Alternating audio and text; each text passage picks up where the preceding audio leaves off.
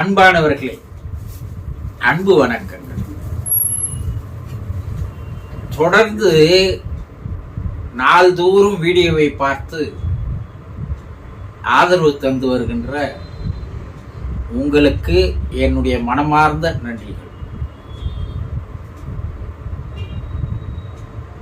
புதிதாக பார்ப்பவர்களாக இருந்தால் தயவு செய்து இந்த சேனலை சப்ஸ்கிரைப் செய்து கொண்டு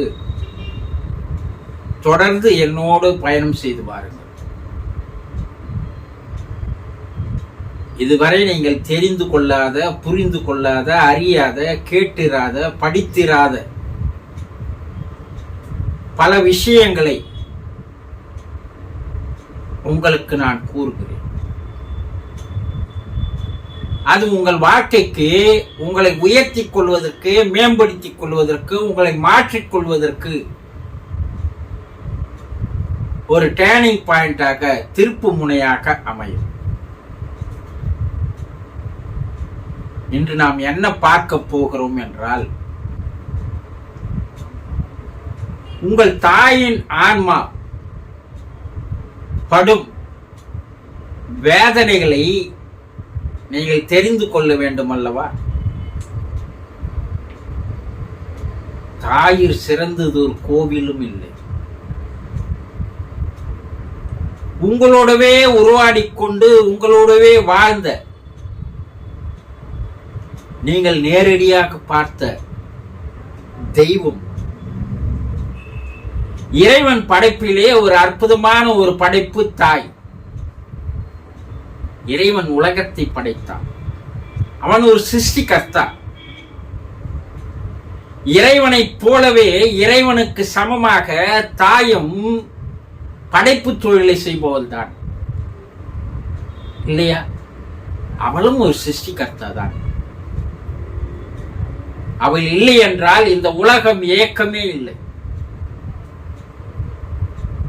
மக்களுடைய பரிமாண வளர்ச்சி இல்லாமல் போயிருக்கும். தாய் என்பவள் ஒரு மாபெரும் சக்தி, ஒரு எனர்ஜி.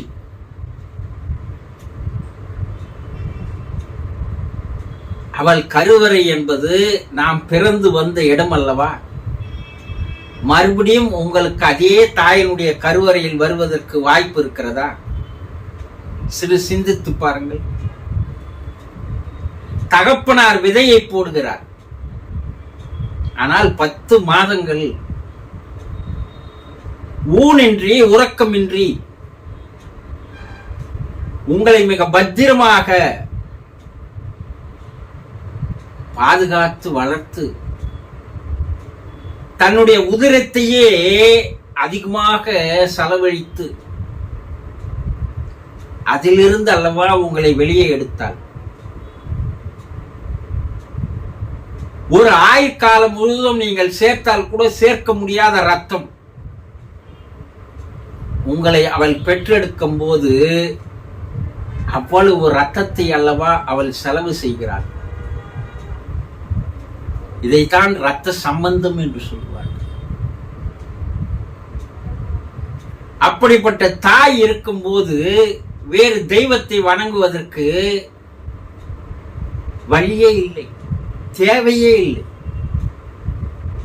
இல்லையா? அந்த தாயினுடைய தேகம் மறைந்து போனாலும், உயிர் போனாலும் அவளுக்கும் உங்களுக்கும் இருக்கின்ற உறவு போகவில்லை. அந்த தாய் 3 வகையாக நாம் பிரிக்கலாமா? பூமியில் வாழ்ந்து வரும்போதே பிள்ளைகளாலோ கணவனாலோ ஒதுக்கப்பட்ட தாய்மார்கள் எவ்வளவு வேதனைக்கு உள்ளாகிறார்கள், எவ்வளவு கஷ்டத்துக்கு உள்ளாகிறார்கள். யாருக்காக வாழ்ந்தோமோ அவர்களே அந்த தாய்களை ஒதுக்கி வைத்து விட்டு, புறக்கணித்து விட்டு,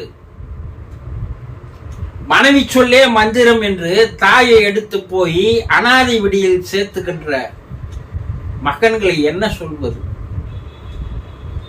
இன்று இவனுக்கு ஏற்படுகின்ற இந்த தாய்க்கு ஏற்பட்ட நிலை நாளைக்கு இவனுக்கு ஏற்படாது என்பது என்ன நிச்சயம் என்பதை நினைத்து பார்க்க வேண்டும்.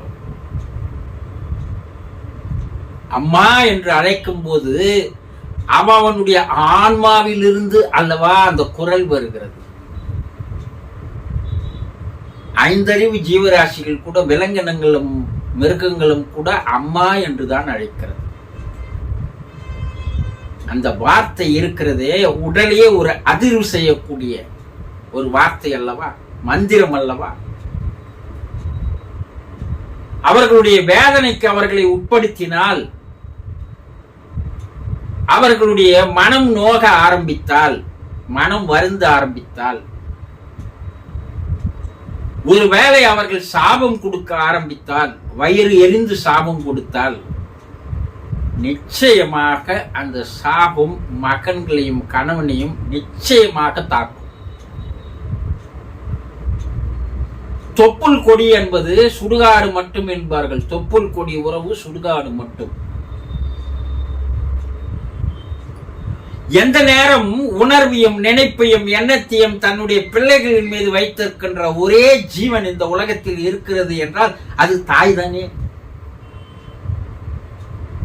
நீ ஏதோ ஒரு மூலையில் எங்கேயோ வெளிநாட்டில் வாழ்ந்து வந்தால் கூட ஒரு நாளைக்கு 1000 முறை நினைக்கின்ற ஒரே ஒரு உறவு அவள் தானே. அவள் தொப்பிலிருந்து வெளிவருகின்ற எண்ணங்கள் நல்ல எண்ணங்களாக இருந்தாலும் தீய எண்ணங்களாக இருந்தாலும் அவை அதிர்வலைகளாக மாறி உங்களிடம் வந்து சேர்கின்ற அந்த வித்தை மாயை இருக்கிறதே, மகத்துவம் இருக்கிறதே, அது நல்லதையும் உங்களுக்கு செய்யும், கெட்டதையும் செய்யும். உண்மையிலே அன்பு வைத்திருப்பவன் தாயை மறப்பதில்லை, தாயை வணங்காமல் இருப்பதில்லை, தாயை புறக்கணிப்பதில்லை. இப்ப பூமியில் வாழும் பொழுது பல தாய்மார்கள் பிள்ளைகளால் புறக்கணிக்கப்பட்டு கணவனால் கைவிடப்பட்ட பல தாய்மார்கள் படுகின்ற வேதனை எல்லாம் அவளுடைய குடும்ப உறுப்பினர்கள் அனைவரையும் சாபமாக தாக்கும். இது ஒரு வகை தாய்மார்கள். தான் வாழும் காலத்திலேயே தன்னுடைய கணவனையோ பிள்ளைகளையோ இழந்து போய் தனியாக இருக்கின்ற தாய்மார்கள் நிலைமை என்ன என்பதை பாருங்கள். 10 மாதம் வயிற்றில் சுமந்து தவமிருந்து பெற்றெடுத்த அந்த பிள்ளை சிறு வயதிலேயே இறக்கும் போது அந்த தாயினுடைய அந்த வேதனையை வார்த்தைகளால் வர்ணிக்கவே முடியாது. தன்னையே மெழுகுவத்தி போல உருக்கிக் கொள்கிறாளே அந்த வேதனையில், இல்லையா? அந்த பிரிவு என்பது அந்த தாயை கலக்கமுற செய்கிறது, கண்ணீர் விட செய்கிறது. 300 நாள் தவம் இருந்து பெற்றெடுத்த பிள்ளை சில வருடங்களே கண்ணெதிரிலேயே இறந்து போகும்போது அவள் வேதனை அளவுக்கு அதிகமானது, அளவிட முடியாதது. தூங்காமல் கூட கண்ணீர் விட்டுக் கொண்டிருக்கின்ற தாய்மார்கள் பல பேரை நான் பார்த்திருக்கிறேன். தன்னுடைய பிள்ளையை நினைத்து நினைத்து நினைத்து வேதனை அடைகின்ற அந்த தாய்மார்களை பார்த்து நானும் வேதனை அடைகிறேன். அதுவும் ஒரு ஆன்மா, நானும் ஒரு ஆன்மா தானே. வாழும் காலத்திலேயே ஆன்மாவை புரிந்து கொள்ளாதவன் ஆண்டவனை புரிந்து கொள்ளவே முடியாது. இப்படி ஒரு தாய்மார்கள் ஒருவர். பிள்ளைகளும் கணவனும் உயிரோடு இருக்கும் போதே இறந்து போய் ஆவி உலகுக்கு செல்கின்ற தாய்மார்கள் நிலை இதைவிட மிக மோசம். அந்த பிரிவு என்பது அவர்களை ஆவி உலகத்தில் கூட பல்வேறு வேதனைக்கு உள்ளாக்குகிறது, சோகத்திலேயே வைத்திருக்கிறது. கவலையிலும் கண்ணீரிலுமே அங்கே இருக்கிறார்கள். ஐயோ பிரிந்து வந்து விட்டோமே என்பதால் அல்ல, ஐயோ நாம் இல்லாமல் அந்த பிள்ளைகள் எப்படி வாழ்வார்கள், கணவன் எப்படி வாழ்வார்,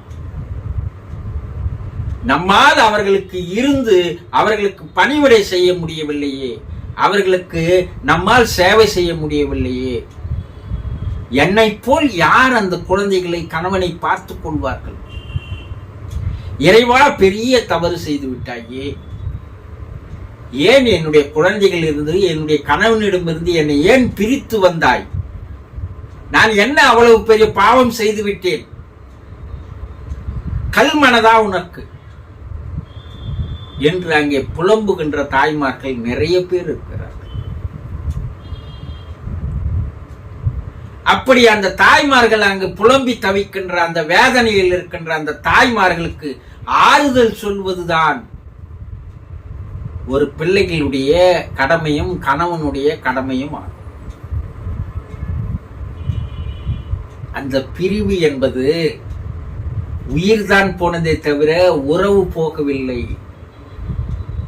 உங்களுக்கும் அவருக்கும் இருக்கின்ற அந்த இரத்த சம்பந்தம் துண்டிக்கப்படவில்லை.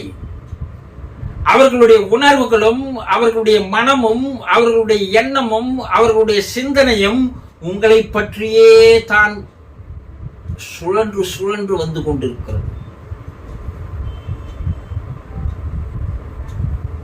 அங்கே அவர்கள் படுகின்ற வேதனை என்பது சொல்லி மாளாது. அப்ப அவர்களுக்கு நீங்கள் என்ன செய்ய வேண்டும்? நீங்கள் அவர்களுக்கு இத்தனை காலம் அந்த தாய் உங்களை பெற்றெடுத்து உங்களை ஒரு ஆளாக்கி இருக்கிறாளே, இதற்கு எத்தனை பிறவிகள் நீங்கள் எடுத்து நீங்கள் அந்த கடனை கழிக்க முடியும்? அது தீராது. எத்தனை ஜென்மம் எடுத்தாலும் அந்த தாய் உன்னை 10 மாதம் சுமந்து பெற்றெடுத்தாலே அதற்கு நீங்கள் செய்ய வேண்டிய கடன் தீராத கடன். அப்ப நீங்க அங்க இருக்கிற அந்த தாய்மார்களுக்கு நீங்கள் என்ன செய்ய வேண்டும்? நல்ல பிள்ளையாக, நல்ல கணவனாக என்ன செய்யணும்? அவர்களை நினைத்து நீங்கள் பிரார்த்தனை செய்ய வேண்டும். உங்களால் அதை தான் இப்போது செய்ய முடியும். அந்த பிரார்த்தனை தான் அவர்களை மன ஆறுதலுக்கு, வேதனையிலிருந்து அவர்களை மீட்டெடுப்பதற்கு, துக்கத்திலேயே அவர்கள் தோன்று விடாமல் மேலெழுந்து வருவதற்கு பெரும் துணையாக இருக்கும். ஒரு தாயினுடைய பிறப்பு என்பது பிறந்ததில் இருந்து அவள் இறப்பு வரை ஒரு பிறப்பை அவள் அனுபவிக்கவில்லை. ஒரு பிள்ளையை பெற்றெடுக்கும் போது இறந்துதான் மறுபிறப்பு எடுக்கிறார். வாழும் காலத்திலேயே 2-3 பிறப்பை எடுக்கின்றவள் தாயானவள். அந்த பிள்ளையை பெற்றெடுத்துக்கின்ற கஷ்டம் எவ்வளவு, வேதனை எவ்வளவு என்பதை அவளுடைய மகள் ஒரு பிள்ளையை பெற்றெடுக்கும் போதுதான் அந்த மகளுக்கு தன் தாய் எவ்வளவு கஷ்டப்பட்டிருப்பாள் என்பது அப்போதுதான் புரிய வரும். ஆனால் பிள்ளைகளுக்கு அது தெரிவதே இல்லை. அப்ப நீங்க என்ன செய்யணும்? அந்த தாய்க்கு நீங்கள் செய்ய வேண்டிய நன்றி கடன் என்ன? தயவு செய்து வாழும் காலத்தில் எந்த காரணத்தை கொண்டும் உங்களுடைய தாயை புறக்கணித்து விடாதீர்கள். அவளுக்கு நீங்கள் செய்ய வேண்டியது, கடைசி காலத்தில் அந்த ஆன்மா அவள் உடலில் இருக்கின்ற வரை அந்த தாய்க்கு செய்கின்ற சேவை அல்ல, அவள் உடலிலே இருக்கின்ற அந்த அகத்திலே இருக்கின்ற ஆன்மாவாகிய ஆண்டவனுக்கு செய்கின்ற சேவை. தாயினுடைய சேவை ஆண்டவனுக்கு செய்கின்ற சேவை. தாயை எல்லாம் புறக்கணித்து விட்டு கோயில் கோயிலாக ஏறி இறங்குகின்ற பல ஜென்மங்களை பார்க்கிறேன். எந்த விதமான புண்ணியமும் உன்னை வந்து சேராது, நீ பாவத்தை தான் தேடிக்கொள்கிறாய் என்பதை புரிந்து கொள்ளுங்கள். தாயை புறக்கணித்து வாழ்கின்ற பிள்ளைகள் பெரும் பாவத்துக்கு ஆளாகிறீர்கள். இதற்கெல்லாம் நீங்கள் அனுபவிக்க வேண்டிய காலம் வரும்.